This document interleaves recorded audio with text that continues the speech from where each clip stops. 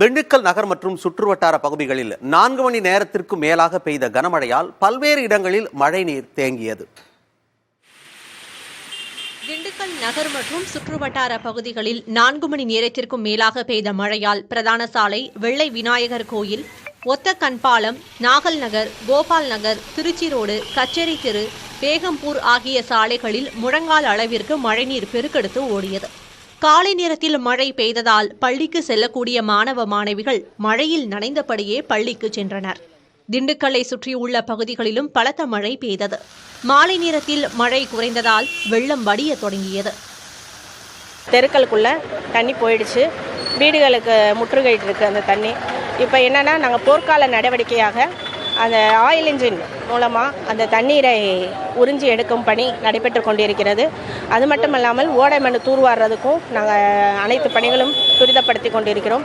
இதற்கு முன்னெச்சரிக்கை நடவடிக்கையாக இப்போ அந்த பகுதியில் ஆக்கிரமிப்புகள் கொஞ்சம் அதிகமாக இருக்கிற மாதிரி இருக்குது. அதற்கு நம்ம நெடுஞ்சாலைத்துறையினரையும் நமது காவல்துறையினருக்கும் பரிந்துரை செய்யப்பட்டு நமது மாநகராட்சி சார்பாக இந்த ஆக்கிரமிப்புகளும் கூடிய விரைவில் அகற்றப்படும் என்பதை இந்த நேரத்தில் கூறிக்கொள்கிறேன். மாவட்டத்தில் காலை 10:30 மணி முதல் மதியம் 2:30 மணி வரை மொத்த அளவாக 39 சென்டிமீட்டர் அளவுக்கு மழை பதிவாகியுள்ளது. அதிகபட்சமாக திண்டுக்கல் மற்றும் பழனியில் தலா 9 சென்டிமீட்டர் மழை பதிவானது.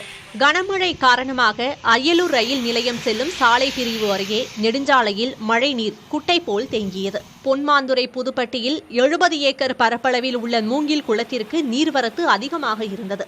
மூங்கில் குளம் முழு கொள்ளளவை எட்டியதால் அங்கு வரும் மழைநீர் அப்படியே மறுகால் வழியாக வெளியேற்றப்படுகிறது. இதனை தங்களுக்கு சாதகமாக பயன்படுத்தி கொண்ட அப்பகுதியைச் சேர்ந்த தோல் தொழிற்சாலை உரிமையாளர்கள் மூங்கில் குளத்திற்கு வரக்கூடிய தண்ணீருடன் தோல் கழிவு நீரையும் சேர்த்து விடுவதால் தண்ணீரில் துர்நாற்றம் வீசுகிறது. புதிய தலைமுறைக்காக செய்தியாளர்கள் வீரமணிகண்டன் மற்றும் விஜயபாண்டியன்.